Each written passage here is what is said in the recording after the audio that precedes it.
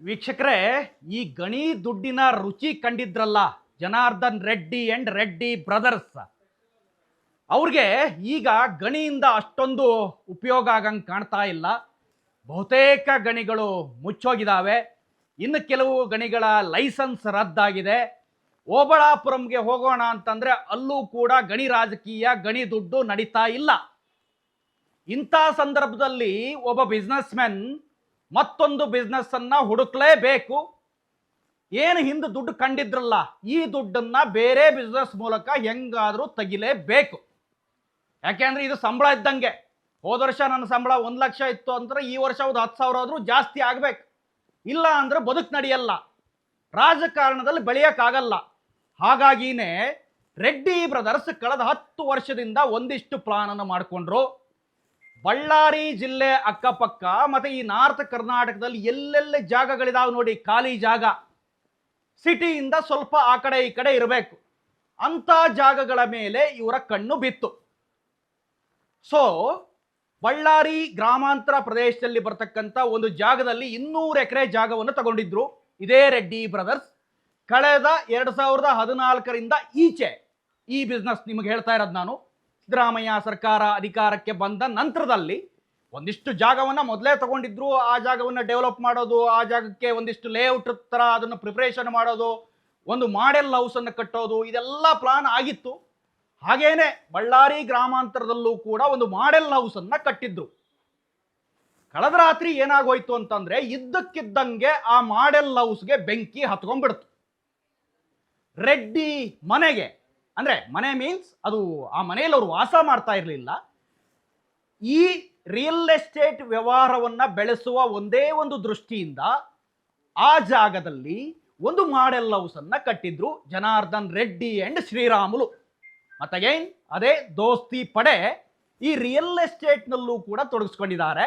Real estate ಬಂದವರಿಗೆ, ಅಂದ್ರೆ ಕೊಳ್ಳೋರು ಬರ್ತಾರಲ್ಲ ಗ್ರಾಹಕರು, ಅವ್ರಿಗೆ ತೋರಿಸ್ಬೇಕು ಈ ಜಾಗದಲ್ಲಿ ಯಾವ್ಯಾವ ರೀತಿ ಮನೆ ಬರುತ್ತೆ, ನಿಮಗೆ ಯಾವ್ಯಾವ ರೀತಿ ಸೌಕರ್ಯ ಸಿಗುತ್ತೆ, ವಾಕಿಂಗ್ ಪಾತ್ಗಳು ಯಾವ ರೀತಿ ಇರುತ್ತೆ, ಜಿಮ್ ಸೌಕರ್ಯ ಯಾವ ರೀತಿ ಇರುತ್ತೆ, ಹೀಗೆ ಬೇರೆ ಬೇರೆ ಈಜುಕೊಳ ಅದು ಇದು ಅಂತ. ಕಡಿಮೆ ಮನೆ ಅಲ್ಲ ಅದು, 4 ಕೋಟಿ ಖರ್ಚು ಮಾಡಿ 10 ವರ್ಷದಿಂದ ಮನೆ ಕಟ್ಟಿದ್ರು. 10 ವರ್ಷ ಹಿಂದೆ ಆ ಮನೆಗೆ ನಿನ್ನ ಏಕಾಏಕಿ ಬೆಂಕಿ ಹತ್ಕೊಳ್ಳುತ್ತೆ, ಮನೆ ಕೆಲವು ಭಾಗ ಉರಿಯುತ್ತೆ, ಕಿಟಕಿ ಗಾಜು ಸುಟ್ಟೋಗುತ್ತೆ. ಸೊ ಇದು ವಿಚಾರ. ಇದ್ರ ಹಿನ್ನೆಲೆಯನ್ನು ಸ್ವಲ್ಪ ಹೇಳಲೇಬೇಕು. ಕಳೆದ 15 ದಿನವೂ ಆಗಿಲ್ಲ, ಈ ನಾರಾ ರೆಡ್ಡಿ ವರ್ಸಸ್ ಗಾಲಿ ರೆಡ್ಡಿ ನಡುವೆ ದೊಡ್ಡ ಜಂಗಿ ಕುಸ್ತಿನೇ ನಡೀತಾ ಇದೆ. ರಾಜ್ಯ ರಾಜಕಾರಣದಲ್ಲಿ ರೆಡ್ಡಿ ಬ್ಲಡ್ ರಾಜಕೀಯ ಅನ್ನೋ ರೀತಿಯಲ್ಲಿ, ಅಂದ್ರೆ ರೆಡ್ಡಿ ವರ್ಸಸ್ ರೆಡ್ಡಿ ಬ್ಲಡ್ ರಾಜಕೀಯ ಅಂತಾನೆ ಚರ್ಚೆ ಆಗ್ತಾ ಇದೆ. ಇಬ್ಬರ ನಡುವಿನ ವೈಷಮ್ಯ ಈಗ ಬೀದಿಗೆ ಬಿದ್ದು ಹೋಗಿದೆ. ಪೊಲೀಸರು ಈಗಾಗಲೇ ಅದೇ ಕೇಸ್ನ 40-50 ಮಂದಿ ಸಿಕ್ಕವ್ರನ್ನ ಅರೆಸ್ಟ್ ಮಾಡಿ ಚಾರ್ಜ್ ಮಾಡಿದ್ದಾರೆ. ಬಳ್ಳಾರಿ ಪೊಲೀಸರು ಸಾಲ್ದು ಅನ್ನಂತೆ ಬೆಂಗಳೂರಿಗೆ ತಂದು ಅವರೆಲ್ಲರಿಗೂ ಚಾರ್ಜ್ ಆಗಿದೆ. ಸತೀಶ್ ರೆಡ್ಡಿ ಏನಿದ್ನಲ್ಲ ಗುಂಡು ಹೊಡೆದಂತ ವ್ಯಕ್ತಿ, ಅವನಿಗೂ ಕೂಡ ಒಂದು ಹಂತಕ್ಕೆ ಚಾರ್ಜ್ ಮಾಡೋದಕ್ಕೆ ಪೊಲೀಸರು ರೆಡಿ ಆಗಿದ್ದಾರೆ. ಈಗ ಕೇಸ್ ಮತ್ತೊಂದು ಟ್ವಿಸ್ಟ್ ಅನ್ನ ಪಡೆದಿದೆ, ಮತ್ತೊಂದು ತಿರುವನ್ನ ಪಡೆದಿದೆ. ಯಾವಾಗ ಈ ಮಾಡೆಲ್ ಹೌಸ್ ಬೆಂಕಿ ಬಿತ್ತಲ್ಲ, ರೆಡ್ಡಿ ಬ್ರದರ್ಸ್ ಎದ್ದುಬಿಟ್ರು. ಇದೇ ನಾರಾ ಭರತ್ ರೆಡ್ಡಿನೇ ನಮ್ಮ ಮನೆ ಸುಟ್ಟುಬಿಟ್ಟಿದ್ದಾರೆ ಅನ್ನೋದು ರೆಡ್ಡಿ ಬ್ರದರ್ಸ್ ಅವರ ವಾದ ಆಗ್ಬಿಡ್ತು. ಪೊಲೀಸರಿಗೆ ಬಹಳ ತಲೆನೋವಾಯ್ತು ಪ್ರಕರಣ. ಏನಪ್ಪ, ಮೊದ್ಲಿನ ಬೆಂಕಿನೇ ಇನ್ನೂ ಆರಿಲ್ಲ, ಈಗಾಗಲೇ ಮತ್ತೆ ಮನೆ ಸುಟ್ರು ಅಂತಲ್ಲ ಅಂತ ಪೊಲೀಸರು ಓಡೋಡೋದ್ರು. ಬಳ್ಳಾರಿ ಗ್ರಾಮೀಣದಲ್ಲಿ ಇರುವಂತ 200 ಎಕರೆಯ ಲೇಔಟ್ಗೆ, 1-2 ಎಕರೆ ಅಲ್ಲ, 200 ಎಕರೆ ಜಾಗ ಇದೆಯಂಥದ್ದು. ಬೇರೆ ಬೇರೆ ಕಡೆ ಜಾಗ ಇರೋದು ಬೇರೆ. ಈ ಮಾಡೆಲ್ ಹೌಸ್ ಕಟ್ಟಿನೇ ಈಗಾಗಲೇ 10 ವರ್ಷ ಆಗಿದೆ. ಬೆಂಕಿ ಹೆಂಗ್ ಬಿತ್ತು, ಏನ್ ಕತೆ ಆಯ್ತು, ಯಾರು ಬಂದಿದ್ರ, ಎಲ್ಲರೂ CCTV ಇದ್ವಾ, ಎಲ್ಲದನ್ನು ಹುಡ್ಕಕ್ ಶುರು ಮಾಡಿಬಿಟ್ರು ಪೊಲೀಸರು. ಸುಮಂಡಿ ಪೆನ್ನೇಕರ್ ಇತ್ತೀಚೆಗೆ ಬಳ್ಳಾರಿ SP ಆಗಿ ಹೋಗಿದ್ದಾರೆ. ಅವ್ರಿಗೊಂಥರ ಚಾಲೆಂಜ್ ಆಯ್ತದು ಪ್ರಕರಣ. 1 ವಾರ ಆಗಿಲ್ಲ ಅಥವಾ 15 ದಿನ ಆಗಿಲ್ಲ ಘಟನೆ ನಡೆದು, ಓರ್ವ ಗುಂಡೇಟಿಗೆ ಬಲಿಯಾಗಿದ್ದ. ಇಂಥ ಸಂದರ್ಭದಲ್ಲಿ ರೆಡ್ಡಿ ಮನೆಗೆ, ಗಂಗಾವತಿ ಶಾಸಕರ ಮನೆಗೆ, ಅಥವಾ ಅವ್ರು ಕಟ್ಟಿದಂತ ಲೇಔಟ್ನಲ್ಲಿ ಕಟ್ಟಿದಂತ ಮನೆಗೆ ಬೆಂಕಿ ಹಚ್ತಾರೆ ಅಂತಂದ್ರೆ ಸಾಮಾನ್ಯ ಪ್ರಕರಣ ಅಲ್ಲ ಬಿಡಿ. ಪೊಲೀಸರು ತಲೆ ಕೆಡಿಸ್ಕೊಳ್ಳೇಬೇಕಾದಂತ ಪ್ರಕರಣ ಇದು. ಸೊ ಆ ಮಾಡೆಲ್ ಹೌಸ್ನ ರೀತಿ ಹೆಂಗಿತ್ತಪ್ಪ ಅಂತ ನಿಮಗೆ ಸ್ವಲ್ಪ ವಿವರಣೆ ಕೊಡೋದಾದ್ರೆ, ಹೊರವಲಯದಲ್ಲಿರುವಂಥ ಪ್ರದೇಶ, ಅಂತ ಯಾವುದೇ ಅಕ್ಕಪಕ್ಕ CCTV ದೊಡ್ಡ ಮಟ್ಟದಲ್ಲಿ ಡೆವಲಪ್ ಆಗಿಲ್ಲ. ಇನ್ನು 200 ಎಕರೆ ಇನ್ನೂ ಡೆವಲಪ್ ಆಗಬೇಕಿದೆ. ಅವರು ಇವರು ಜಾಗ ನೋಡೋದಕ್ಕೆ ಬಂದು ಹೋಗ್ತಾ ಇದ್ರಂತೆ. ಒಂದು ಅಲ್ಲಿನ ಅಕ್ಕಪಕ್ಕದ ನಿವಾಸಿಗಳಿಗೂ ಅದೊಂಥರ ಈ ಬಿಡಾಡಿ ಜಾಗ ಅನ್ನಂಗಾಗಿದೆ. ಹೆಂಗೆ ಅಂತಂದ್ರೆ ವಾಕ್ ಹೋಗೋದು ಅಥವಾ ಅಲ್ಲೇ ಸಿಗರೇಟ್ ಹೊಡೆಯೋದು, ಅಲ್ಲೇ ಎಣ್ಣೆ ಹೊಡೆಯೋದು ಇಂಥದ್ದೆಲ್ಲ ಇದೆ. ಆ ಜಾಗದ ಅಕ್ಕಪಕ್ಕ ಎಲ್ಲ ಈ ಹಿಂದೆ ಇಂಥ ಪ್ರಕರಣಗಳೆಲ್ಲ ನಡೆದಿದ್ವಂತೆ.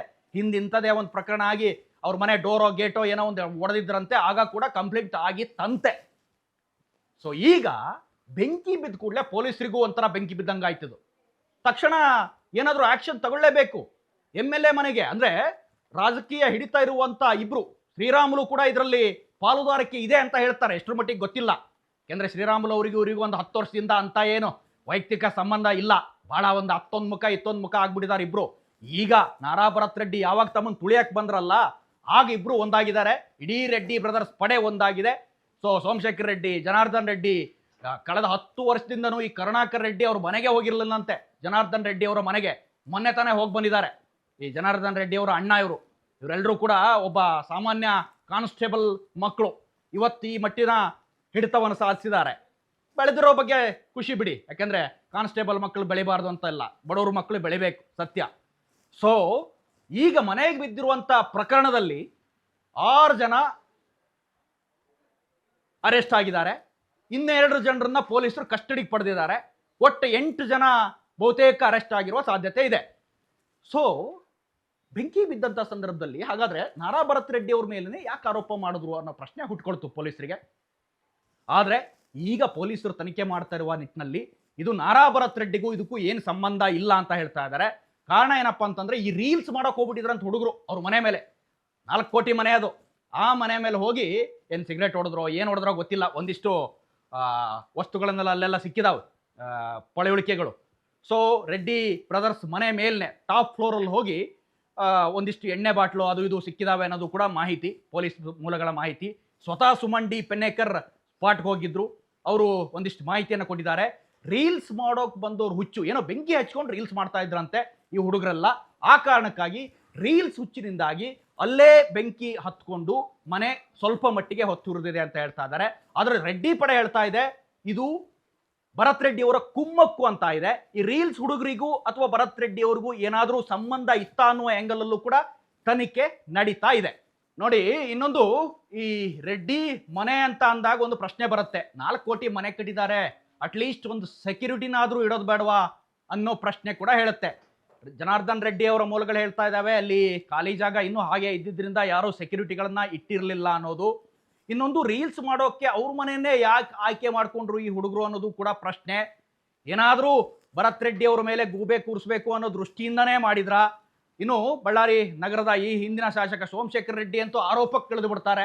ಭರತ್ ರೆಡ್ಡಿನೇ ಇದನ್ನು ಮಾಡಿಸಿದ್ದು ಅಂತ ನೇರ ಆರೋಪಕ್ಕೆ ಇಳಿತಾರೆ.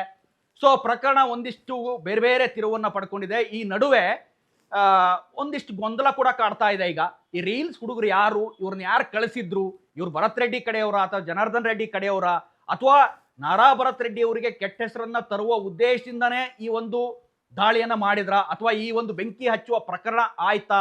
ಈ ಎಲ್ಲ ಆಯಾಮಗಳಲ್ಲೂ ಕೂಡ ಬಳ್ಳಾರಿ ಗ್ರಾಮಾಂತರ ಪೊಲೀಸರು ತನಿಖೆಯನ್ನ ಆರಂಭ ಮಾಡಿದ್ದಾರೆ. ಇನ್ನು ಬಳ್ಳಾರಿ ರಕ್ತ ರಾಜಕಾರಣದ ಈ ಕಿಚ್ಚಿತ್ತಲ್ಲ, ಈ ಬೆಂಕಿ ಹತ್ಕೊಂಡಿತ್ತಲ್ಲ, ಅದು ಇನ್ನೂ ಕೂಡ ಆರಿಲ್ಲ. ನಾರಾ ಭರತ್ ರೆಡ್ಡಿ ಹೇಳ್ತಾ ಇದ್ರು ಸೊ ಕಾಲ ಬಂದಾಗ ಸಮಯ ಬಂದಾಗ ಅವ್ರಿಗೆ ಉತ್ತರ ಕೊಡ್ತೀನಿ ಅನ್ನೋ ನಿಟ್ಟಿನಲ್ಲಿ. ಇನ್ನೊಂದು ಕಡೆ ರಾಜ್ಯ ಬಿಜೆಪಿಯಿಂದ ಒಂದಿಷ್ಟು ಅಲ್ಲಿ ಪ್ರಯತ್ನಗಳು ಕೂಡ ನಡೀತು. ರಾಜ್ಯ ಬಿಜೆಪಿ ವತಿಯಿಂದ ಬಳ್ಳಾರಿ ಚಲೋ ಪಾದಯಾತ್ರೆ ಮಾಡಬೇಕು ಅನ್ನೋ ಮಟ್ಟಿನಲ್ಲೂ ಮಾತು ಕೇಳಿ ಬಂತು. ಈ ಬಗ್ಗೆ ಶ್ರೀರಾಮುಲು ಕೂಡ ಅತ್ಯಂತ ಉತ್ಸುಕರಾಗಿದ್ರು. ಆದರೆ ಬಿಜೆಪಿ ಅಧ್ಯಕ್ಷ ವಿಜಯೇಂದ್ರ ಇದಕ್ಕೆ ಒಪ್ಪಿಲ್ಲ. ಬಳ್ಳಾರಿಯಲ್ಲಿ ಕೇವಲ ಸಮಾವೇಶ ಮಾಡೋದಕ್ಕೆ ಅವಕಾಶವನ್ನ ಮಾಡಿಕೊಟ್ರು. ಸೊ ಈಗ ಗೊಂದಲ ಇರೋದು ಇದು ಯಾರ ಕಡೆ ಹುಡುಗರು ಅನ್ನೋದು ಈಗಿರುವಂತಹ ಪ್ರಶ್ನೆ. ರೀಲ್ಸ್ ಮಾಡೋದಕ್ಕೆ ಆ ಜಾಗ ಯಾಕೆ ಆಯ್ಕೆ ಮಾಡಿಕೊಂಡ್ರು ಅನ್ನೋದು ಕೂಡ ಪ್ರಶ್ನೆ. ಜನಾರ್ದನ್ ರೆಡ್ಡಿಯೇ ಏನಾದರೂ ಈ ರೀತಿ ಸುದ್ದಿ ಕ್ರಿಯೇಟ್ ಮಾಡೋದಕ್ಕೆ ಹುಡುಗರನ್ನ ಕಳಿಸಿದ್ರಾ ಅಥವಾ ನಾರಾ ಭರತ್ ರೆಡ್ಡಿ ಕಡೆಯಿಂದ ಏನಾದರೂ ಹುಡುಗರು ಬಂದಿದ್ರಾ? ಎಲ್ಲ ಆ್ಯಂಗಲ್ ಅಲ್ಲೂ ಕೂಡ ತನಿಖೆ ಇನ್ನೂ ಮುಂದುವರೆದಿದೆ. ಇದಿಷ್ಟು ಈ ಹೊತ್ತಿನ ಅಪ್ಡೇಟ್ಸ್. ಇಂಥದ್ದೇ ಮತ್ತಷ್ಟು ಕಂಟೆಂಟ್ಗಾಗಿ ನೋಡ್ತಾ ಇರಿ ಸುಮನ್ ಟಿವಿ ಕನ್ನಡ. ಹಾಗೆಯೇ ನೀವೇನಾದರೂ ನಮ್ಮ ಚಾನಲ್ನ ಸಬ್ಸ್ಕ್ರೈಬ್ ಮಾಡಿಲ್ಲ ಅಂತಂದರೆ ಈ ಕೂಡಲೇ ಸಬ್ಸ್ಕ್ರೈಬ್ ಮಾಡಿ, ಶೇರ್ ಮಾಡಿ, ಲೈಕ್ ಮಾಡಿ ಮತ್ತು ಕಮೆಂಟ್ ಮಾಡಿ. Thank you.